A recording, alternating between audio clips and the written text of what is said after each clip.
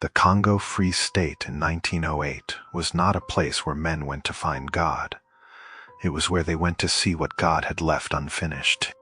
I was a lieutenant in the Force Publique, assigned to a mapping expedition along the Kassai River tributaries, a region that appeared as nothing but a blank white void on the maps in Brussels. Our orders were to survey rubber potential and chart the water flow. We were 12 men, 4 Belgian officers and 8 Congolese askaris, men who knew the terrain better than we knew our own names. We carried Mauser rifles, boxes of standard ammunition, and enough quinine to keep the fever from shaking the teeth out of our skulls. The heat in that place was not merely a temperature. It was a physical weight, a wet blanket of steam that smelled of rotting vegetation and river mud. We moved slow. The jungle did not permit speed. For the first 2 weeks, the logbook recorded nothing but the monotony of the march. We tracked distances, noted the density of rubber vines, and buried one porter who succumbed to blackwater fever. It was a harsh existence, but it was understood. We were the intruders here. But on the 17th day, the nature of the intrusion changed. The jungle, which had been a cacophony of shrieking monkeys and insect hum since we left the outpost, went silent. It happened over the course of an hour. The birds ceased their calls. The troops of monkeys that usually trailed us in the canopy vanished. Even the cicadas, which usually drilled into our ears until sunset, stopped. The silence was heavy, pressurized. It felt as though the trees themselves were holding their breath. Sergeant Mounier, a man who had spent 10 years in the interior and had skin like cured leather, noticed it first. He signaled for a halt without me giving the order. He stood knee, deep in the black water of a swamp crossing, his head cocked to the side, listening. When I asked him what he heard, he looked at me with eyes that did not blink. "Nothing, Lieutenant," he said. "I hear absolutely nothing. That is the problem." We pushed on, but the mood had shifted. The askaris began to speak in hushed tones, pointing toward the deeper, darker sections of the river bends. Our guide, a man named Abaka, refused to look at the water. He kept his eyes on the mud at his feet. On the 19th day, we found the first carcass. It was a hippopotamus, a bull of massive size, lying on a sandbank half submerged in the reed grass. In this river, the hippo was the king. There were crocodiles, yes, but they did not touch a full-grown bull. This animal, however, had been broken. That is the only word for it. It was not eaten. It was smashed. The rib cage had been crushed inward with such force that the bones had punctured the thick hide from the inside out. But it was the wound on the flank that made Munir take a step back. There were 3 deep parallel gouges, each one as long as a cavalry saber and deep enough to expose the white of the shattered bone beneath. The flesh wasn't torn by the rolling twist of a crocodile. It was sliced clean as if by iron chisels. Dr. Artois, our surgeon, knelt by the beast. He was a man of science who believed in categorization. He touched the edges of the wound and frowned. "There is no rot," he said quietly. "This happened hours ago, and whatever did this, it bit through 4 inches of hide and fat without stopping." He looked up at me, wiping blood from his hands. "There is no animal in my books that has a jaw width of this magnitude." Ibaka, standing at the edge of the clearing, spoke a single word in his dialect to Kassai. He would not explain it. He simply gripped his machete and looked at the tree line. We camped that night on high ground away from the riverbank. The fire was kept small. I set a double watch. The air had grown cooler, but the smell of musk and wet iron drifted up from the water. It was a smell like a reptile house in a zoo, but magnified 1,000 times. I did not sleep.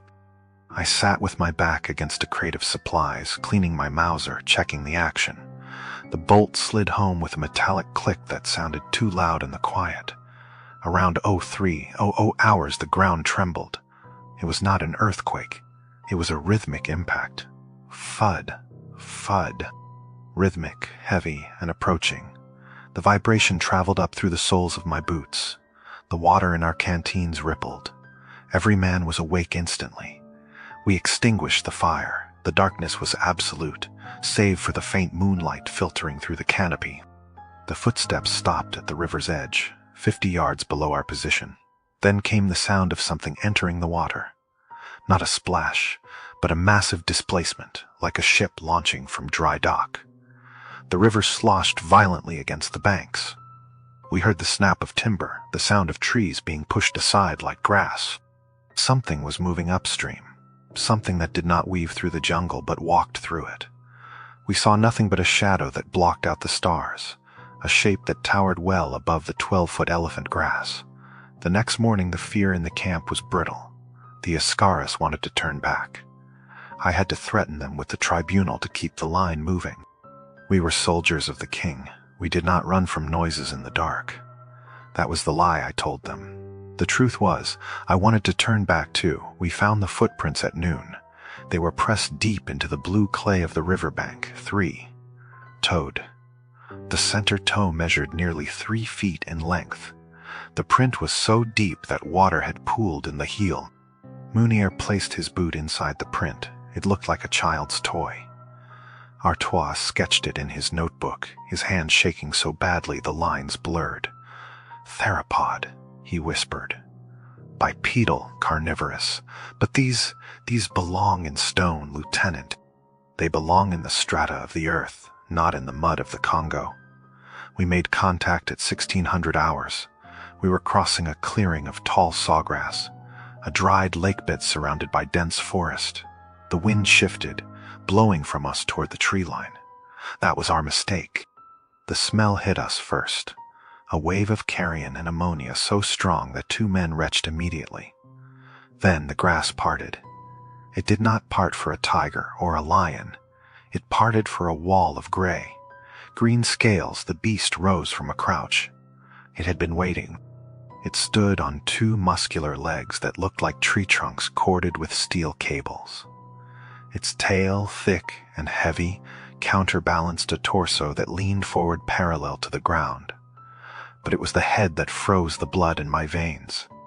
It was a long, narrow skull of rough bone and scarred skin, topped with a ridge of horn like protrusions. Its eyes were small yellow and devoid of any mammalian intelligence. They were the eyes of a thing that did not fear. It opened its jaws, and a hiss escaped, a sound like steam venting from a boiler, revealing rows of serrated teeth that curved backward. "Fire!" I screamed. The command broke the paralysis. 12 Mauser rifles cracked in unison. The volley was disciplined, aimed at the center mass. I saw the dust kick up off the creature's hide. I saw blood spray. But the beast did not fall. It did not even flinch. The bullets, capable of dropping a charging cavalry horse, seemed to annoy it more than injure it. It roared then, a sound that wasn't a roar, but a concussion of air that hit us in the chest and knocked the breath from our lungs. It moved with terrifying speed for something of that size. It covered the 30 yards between us in 3 strides. Private Jansen was the closest. He worked the bolt of his rifle, chambering another round, but he was too slow. The creature dipped its head in a fluid motion. The jaws snapped shut around Jansen's upper body. There was a sickening crunch, the sound of ribs and equipment snapping simultaneously. The beast lifted him into the air as he screamed, a high, thin sound that was cut short as it thrashed its head once, breaking his spine. It dropped him and turned toward us. "Spread out, aim for the eyes." Munir bellowed, firing from the hip. He was backing away, keeping the discipline. The Ascaris were breaking, running for the tree line. I could not blame them.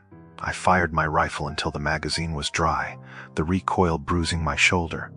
One of my shots must have struck a sensitive spot near the nostril, because the beast jerked its head and snapped at the air. It lunged at Dr. Artois, who had fallen in the mud. The tail swung around like a siege weapon, catching 2 of the fleeing porters and sending them flying into the brush with broken limbs. We were not fighting a predator, we were fighting a natural disaster. The ground shook with every step it took. It cornered Corporal Devos against a cluster of termite mounds. Devos was a grenadier, a man who carried the dynamite sticks we used for clearing log jams. I saw him light the fuse with a steady hand, even as the shadow of the monster fell over him. He waited. He waited until the snout was inches from his face. He threw the bundle directly into the open maw just as the jaws descended. The explosion was muffled, dull, and wet. Smoke and gore erupted from the creature's mouth. It reared back, flailing its small forearms, shrieking a sound that sounded like metal tearing. Half of its lower jaw hung loose, ruined. Black blood poured onto the grass. It did not die, it was in agony, and it was furious. It thrashed blindly, leveling saplings and churning the earth. "Run to the river," I ordered. We didn't retreat, we fled. We left the supplies. We left the maps. We left the body of Jansen. We ran until our lungs burned and our legs felt like lead. We threw ourselves into the dugouts we had beached miles downstream. We pushed off into the current, paddling with the desperation of men who hear the gates of hell closing behind them. We could still hear it roaring in the distance, a sound of pain and rage that echoed off the valley walls. We drifted for 2 days without stopping. No one spoke. The silence of the jungle had returned, but now it felt different. It wasn't just quiet, it was watching. We looked at the trees and saw shapes that weren't there. Munir sat in the bow of the canoe, staring at the water. He still held his rifle, but he hadn't cleaned it. The metal was rusting in the humidity. Dr. Artois tried to write in his journal, but he eventually tore the pages out and let them float away on the dark water. "They won't believe it," he said to me. "Brussels. The king, the academy. They will say it was a rogue elephant. They will say it was the fever." He was right. When we reached the station at Leopoldville, the commandant listened to my report with a face of stone. He looked at the few remaining men, gaunt and hollow-eyed. He looked at the empty supply manifest. He signed the papers declaring Jansen and the porters lost to hostile natives in crocodile attacks. When I tried to present the sketch Artois had made, he pushed it back across the desk. "Lieutenant," he said softly, "there are no dragons in the Congo. There is rubber, there is ivory, and there is death. Do not add fairy tales to the list. It frightens the investors." I served another 3 years in the force. I never went back to the Kassai. I transferred to the coast, where the ocean meets the land and the horizon is clear. But sometimes at night, when the wind dies down and the air gets heavy and wet, I wake up sweating. I can smell that musk, that ammonia and old blood, and I can feel the ground trembling. The world is old, older than we think. We draw our maps and build our cities and think we have tamed the earth. But there are pockets of time that we have missed. There are things in the deep green places that do not care about our rifles or our flags. We did not battle a dinosaur that day in 1908. We survived one, and it is still there, waiting in the silence, listening for the next step of a boot on its mud. Make sure you leave a like and subscribe if you want to hear more files from the archives that they tried to burn.